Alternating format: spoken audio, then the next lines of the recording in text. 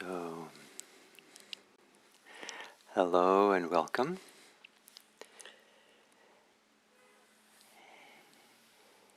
And to this fifth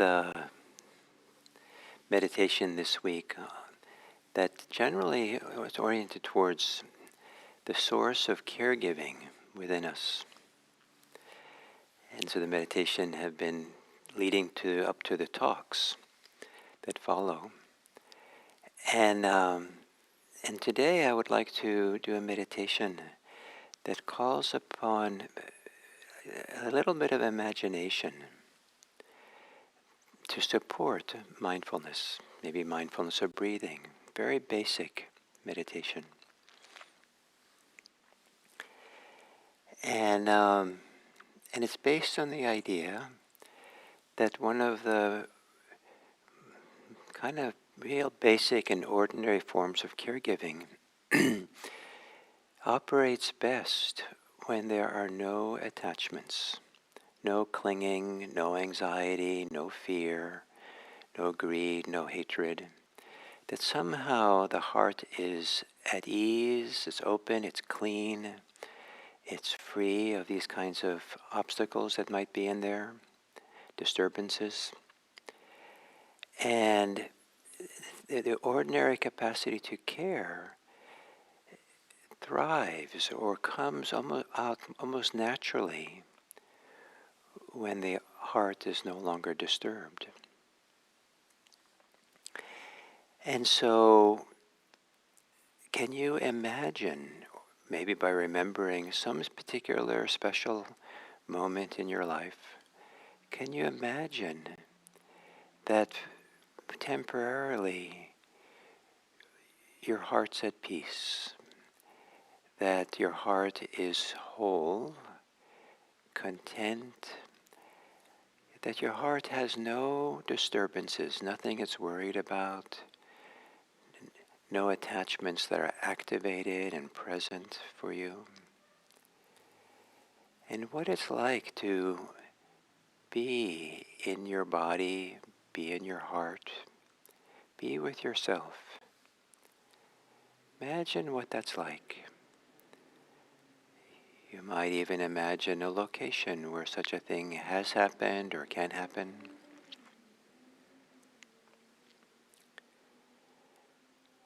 And in this kind of scenario,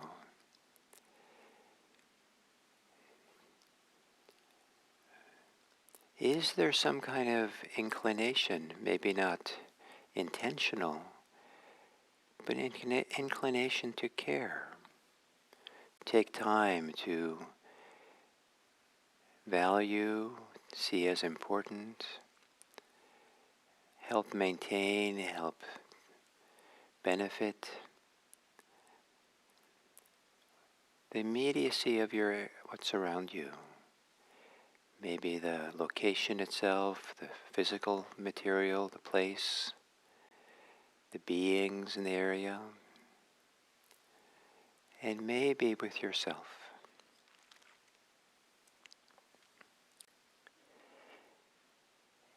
And one of the ways we care for ourselves, usually not so at all intentional, is to breathe.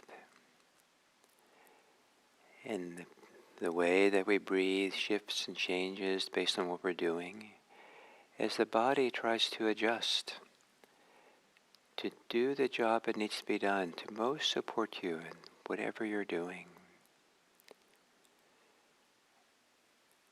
And to see breathing as part of this caregiving field that we live in, that operates best when there's no attachments, no disturbances of the heart. So to assume a meditation posture and to gently close the eyes. In a very simple way, become attuned to your body breathing.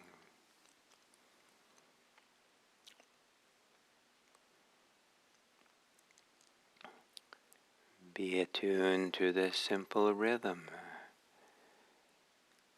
and speed of your breathing.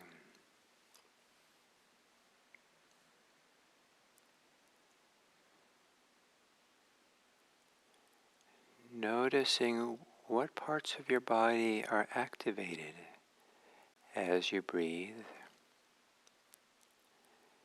without any idea it should be any different. It's okay how you are. Just know it. Discover how it is now.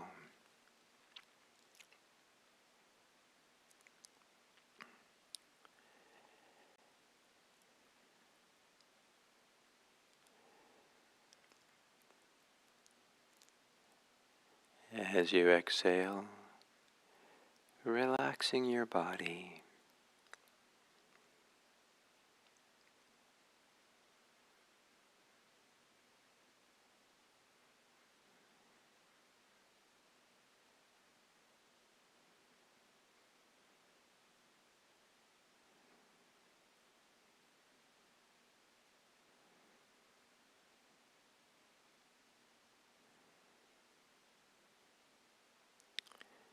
As you exhale,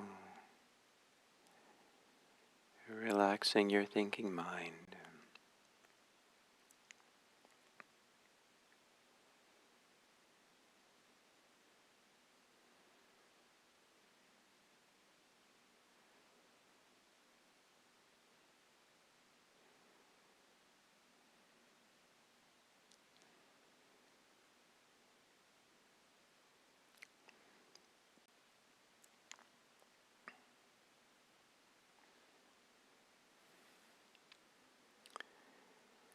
As you exhale, relaxing the area around your heart, softening the heart center.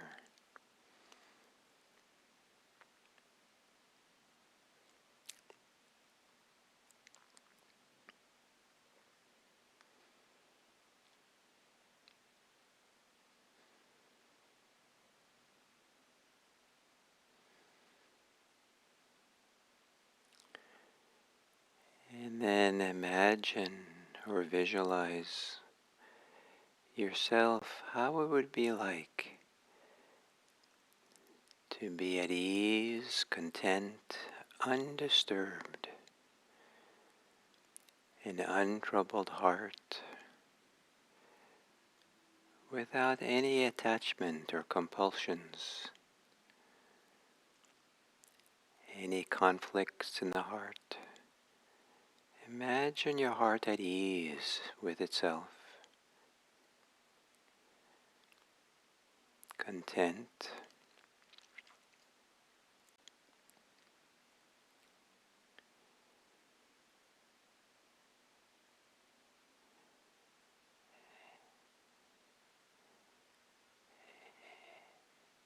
and might there be, when the heart is at ease, untroubled, undisturbed, that there's a natural care,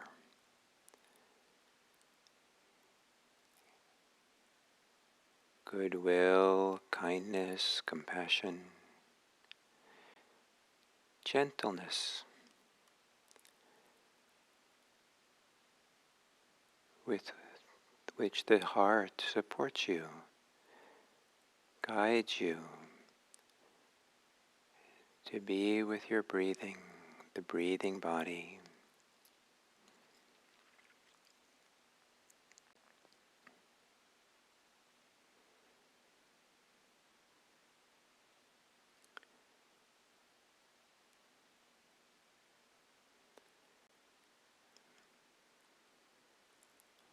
And as you are aware of the breathing, the present moment,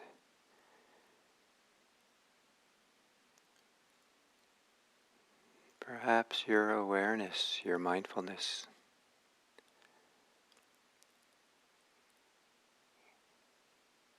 can be informed and guided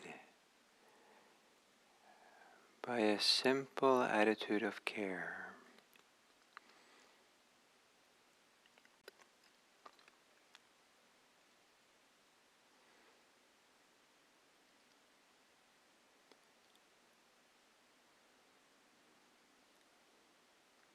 So partly why you want to stay in the present,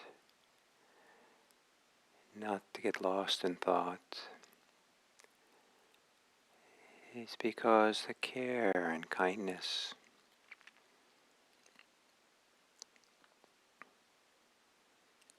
feels good.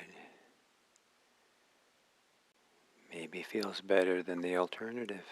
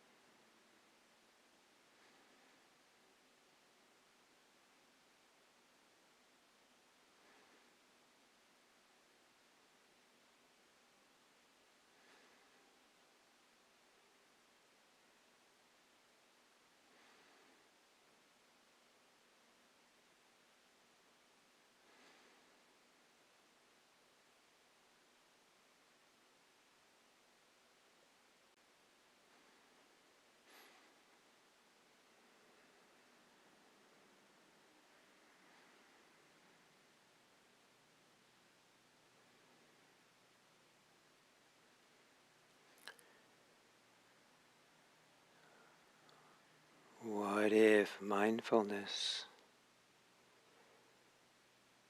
is a natural caregiving impulse.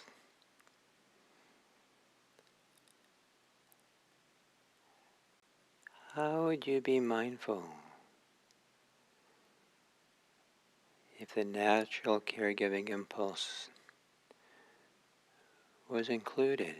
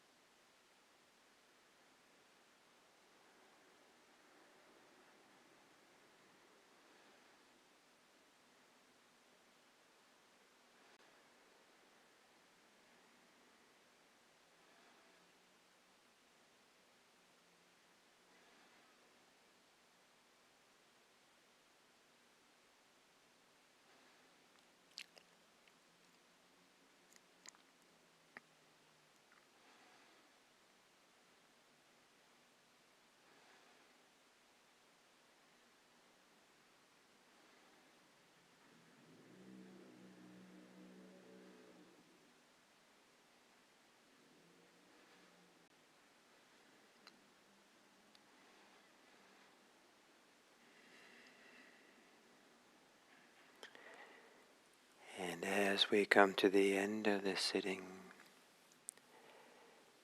if today or other times when you meditated, you feel calmer and more settled at the end of a meditation,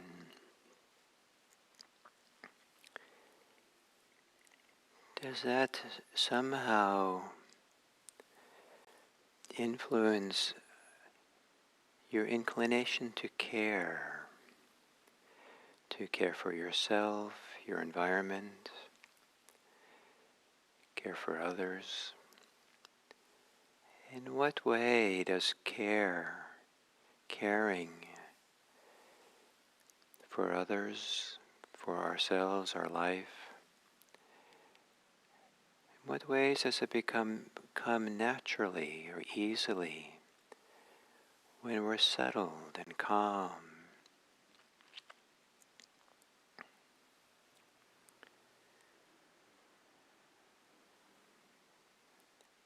And might it be useful to stay close through the day as a touchstone, your capacity for calm, settled attention, so that as you encounter people and beings around you, you discover your natural inclination to care, to be caring, to be benevolent,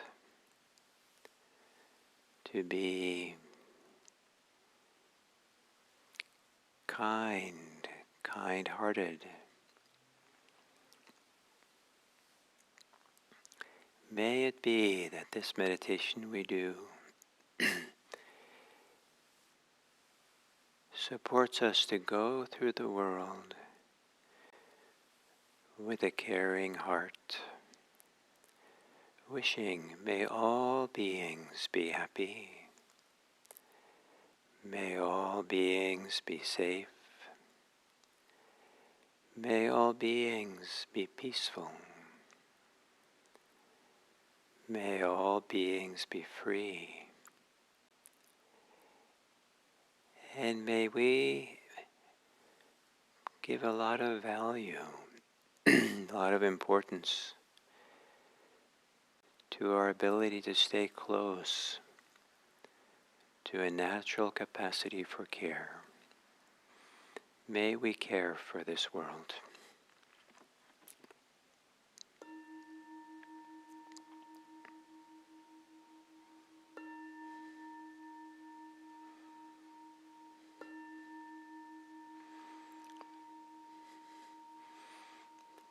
Thank you.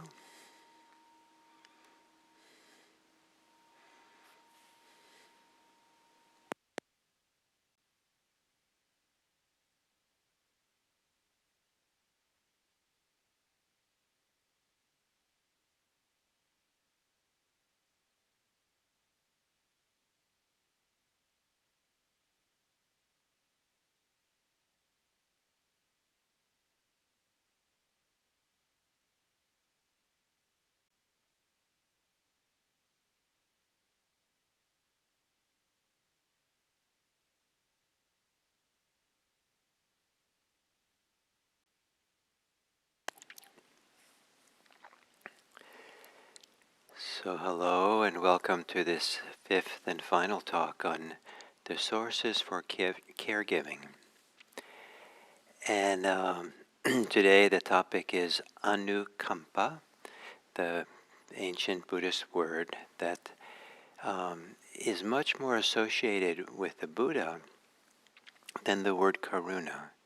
Karuna is usually translated as compassion, and it's universally considered that Buddha was a deeply compassionate person, and that he was motivated by it to teach. And that could well be, it's a little bit of a semantic issue, but he's seldom associated with karuna in the way that we would expect, if that's the central word for compassion. Rather, he's associated with anukampa, Anukampa, and the word is often translated into English as compassion, so therefore people associate the Buddha with compassion.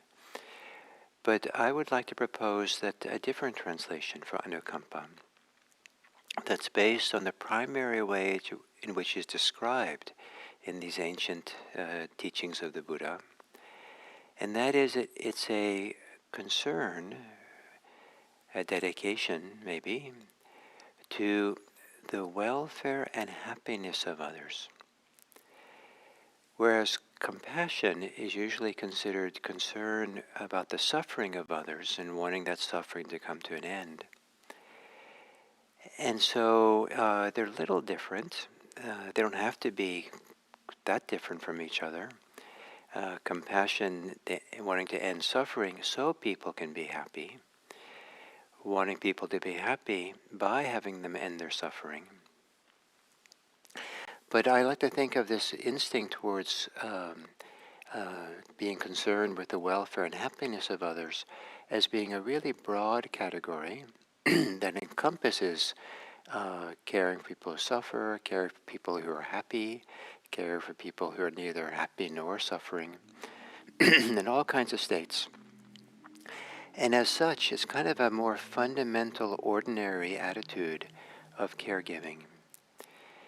That it's fairly natural for most people to spontaneously be caring for things that are not quite right. And it could be for people who are a little bit in trouble, or it could be that it's someone who maybe has a little bit trouble opening the door, but so we open the door for them so they can come in. We care for them that way. Is that compassion? Is it kindness? What is it? But sometimes it's so ordinary to open the door. It's done almost without thought. There's not necessarily love or compassion as part of it. It's just kind of a matter of fact. Of course, if someone needs help with the door, I'll offer them if I can. If there's a piece of trash on the ground in a public place, and some people will pick it up and put it in the trash can. Is there compassion there? Is there love there? Maybe not. But is there care? Yeah, we care about the environment. We care about what the environment is like for other people. And we would like to care for the sidewalk so it looks kind of clean. There's a kind of natural kind of caring there, maybe even kind of generosity involved in picking up the trash. If we go someplace and there's all kinds of little things that might be amiss, and we kind of just rearrange it and make it nice. If we go into a temple where there's or a place building where take off your shoes, and the shoes are just a little bit in a mess, and you might make a little clearing or put a little bit in order, so that the older person who comes who has trouble putting on and off the shoes can have an easier time than having to deal with all the scattered shoes around. And it's a way of caring for someone.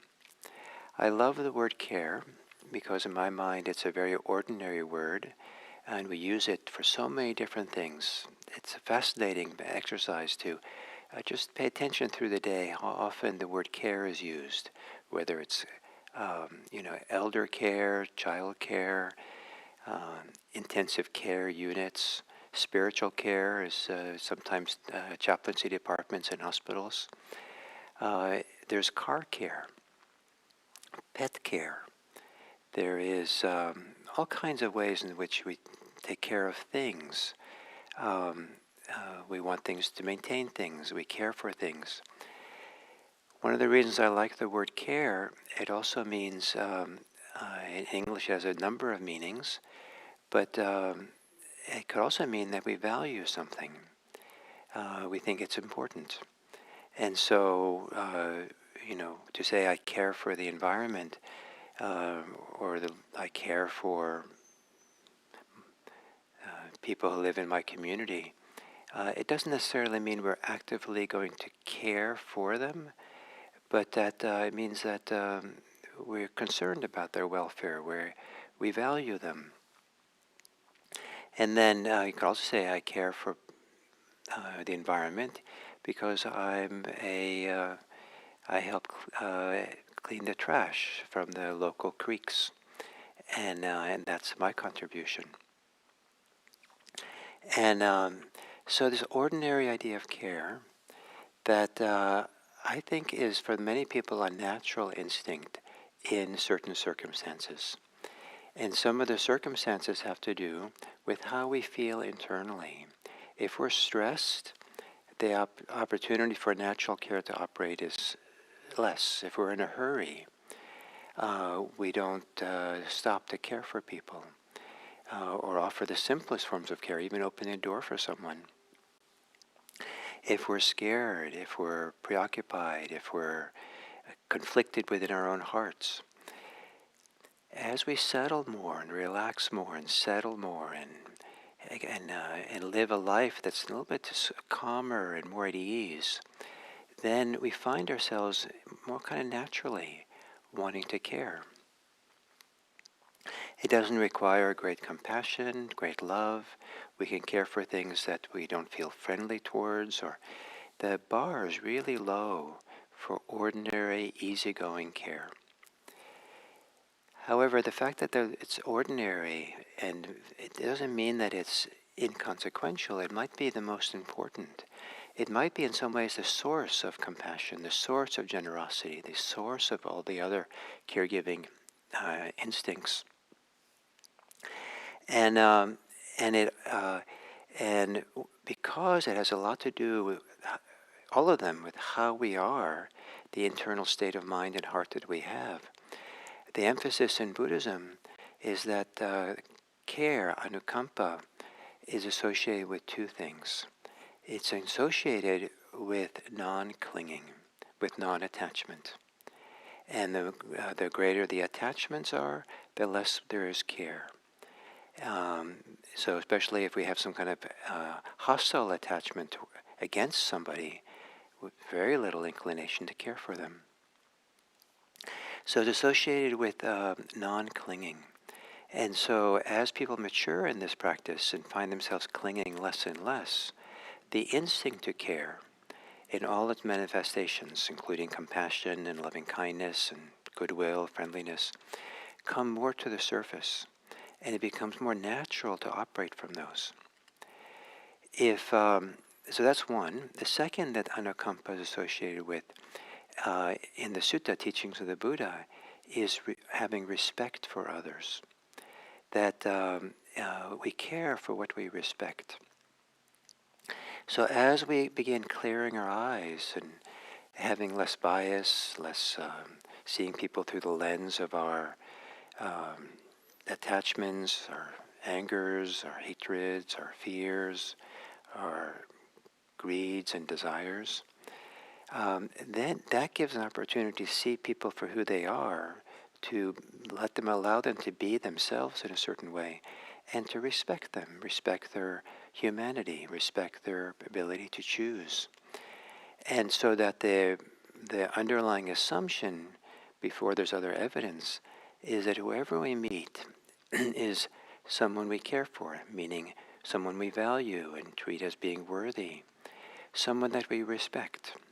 And we respect everyone, all across the board, breaking down the barriers in our society of how disrespect is used to divide people and separate people and subjugate people even sometimes.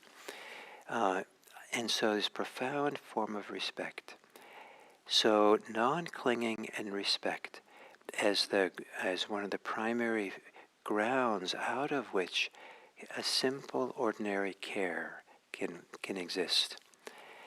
The other things associated with all these caregiving instincts, but I associate it most with care, is that it feels really good for us to have these instincts, this attitude arise and course through us.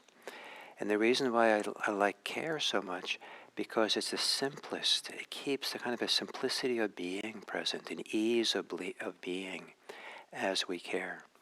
It might not have some of the stronger kind of positive feelings of might be associated with compassion, might be associated with a goodwill or loving kindness, but it has something maybe that it feels more primarily kind of uh, um, um, intimate with ourselves, or simple because of its simplicity and its peace. So, anukampa. So this week I did 5 caregiving attitudes, sources for caregiving. And it's nice to have a sense that there's a wide range of different attitudes that can motivate us to care for the world. And different times, different ones come into play the most. It's not all just one way. And some different times, different phases of a person's life, different ones of these might be more important, more kind of what's operating, coursing through us. But they're all 5 are part of the palette by which we paint our care concerns for the world. And they can be quite powerful. And I would like to believe that they can become more powerful, more effective than the motivations that come from anger, the hostility, to produce profound change in our society that's going to be long-lasting. These 5 caregiving instincts can guide the way in a powerful way, an effective way, in an active way. So I hope that this has been interesting for you to hear about these 5 forms of sources. And partly I did it because, I've this fall and just in the last few weeks started the different chaplaincy training programs I'm involved in. And so this caregiving is kind of high on my mind. And in terms of caring for the world, and a chance to kind of see how these kind of instincts might operate for you and their relevance, the Sati Center for Buddhist Studies that I'm involved in is going to, I think, have a very significant conversation a week from tomorrow. The conversation I'll be hosting between 2 Buddhist teachers and peace activists who live in Israel. One is a Jewish Israeli, and the other is a Palestinian. And they're friends, longtime friends, and each of them teaches Buddhism for their own communities, in a sense. The Palestinian woman has a sangha of Palestinian mindfulness practitioners she supports, and the Israeli has a group of Israelis, maybe mixed a little bit, Israeli-Palestinian. And they've been involved with peace activities in Israel and between Palestine and India for a long time. Both of them are contending and trying to manage with the issues of what's happening in Gaza. And they're going to have a conversation that I will kind of mediate a little bit for them. And mostly they're going to talk about how this is for them personally, how they're supporting their communities at this difficult time. And I think they have a much more nuanced view of this than taking one side or the other, right and wrong. So I think it's an important conversation. I look forward to hearing them, what they have to say, and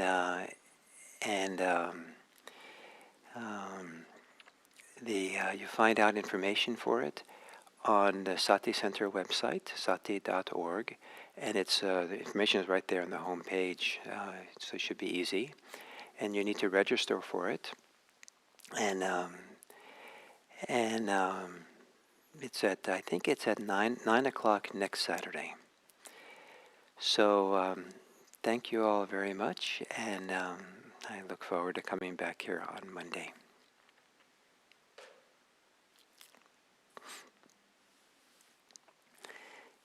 Yeah, the names. Yeah, thank you. I didn't mention their names. So the Palestinian woman is Muna Shaheen, and the Israeli Dharma teacher is Stephen Fulder, and who's written a few books that one of them having to do with his peace activism work. So please come. Thank you.